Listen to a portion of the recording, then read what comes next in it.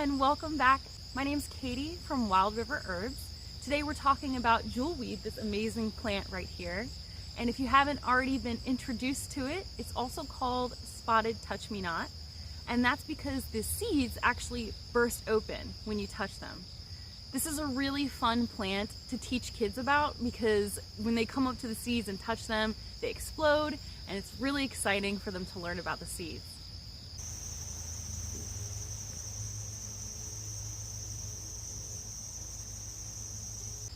This wild and medicinal plant can usually be found near water in the late summer. It will flower into these orange, beautiful flowers. And you can find it growing in patches like this. Once you start to notice and learn the leaves, it's really easy to find and point out. When it's raining or when the leaves are wet, you can also see that there's a silver sheen on top of the leaf, and that's another great way to identify it.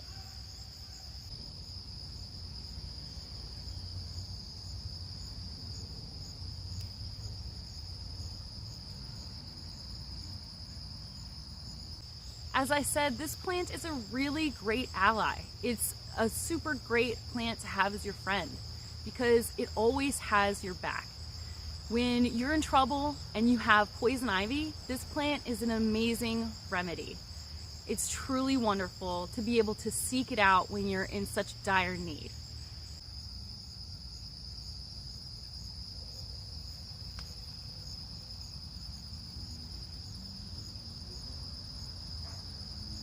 Over the years, I've gotten poison ivy quite a few times, and this is one of the best remedies I've ever found, along with any other over-the-counter remedy that's provided at pharmaceutical, grocery stores, anything like that. So this is a really great plant to know, not only for camping or hiking, but it's just a good plant for us to teach others about because of how medicinal and wonderful of a remedy it is. When you're trying to identify the plant, make sure to look out for these spotted orange flowers. I've only seen jewelweed really flower in this type of color, but I'm wondering if there are other varieties with different types of flowers. You can still get poison ivy even on the early months of summer and spring, and during those months, jewelweed isn't flowering, so it's still great to know the exact leaves and how to identify them. This plant has alternating leaves and a round stem. It's a little bit red in between, and at the nodes, it's going to be slightly green. You can also tell it apart from any other plant in the summer because of the flowers, but definitely get to know the leaves as well. Here are the jewelweed leaves. These are the ones that you're gonna wanna pick off and use as a remedy. You can grind them up, put them in oil, and make a salve out of it, which will be extremely beneficial in those summer months when poison ivy is at its peak. Because there's also some healing benefits in the stems, I like to use those as well when I'm putting them in an oil or making any type of remedy.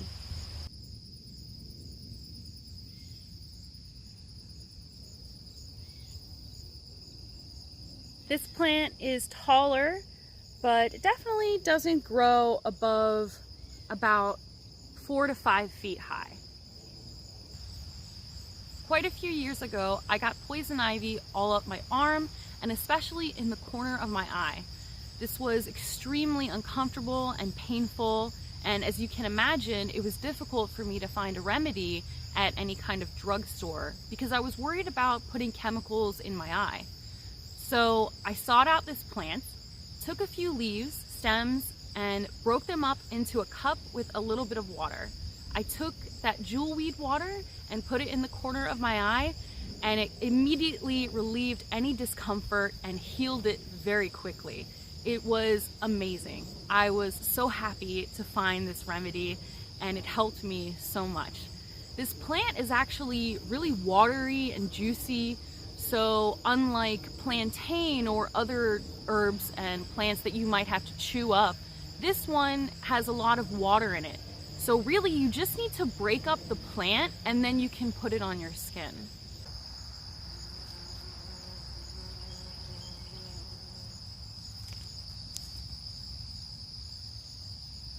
This is a wild and native plant.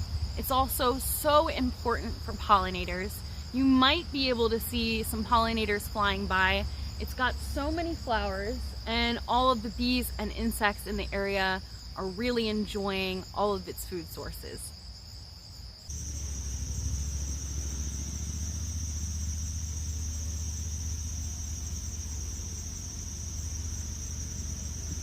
I definitely suggest you take some time to seek out this plant, and when you find it, get to know it.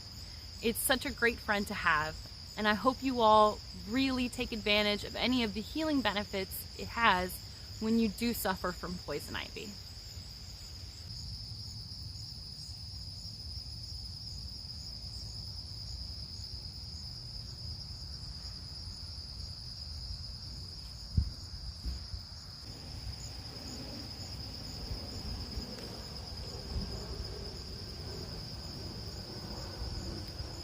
My intention is to harvest some of this plant to create a really great salve, but I wanted to wait. I'll come back maybe in a week or two when the seeds have come out, so that way I give this plant the best chance it has of reproducing and producing more for next year.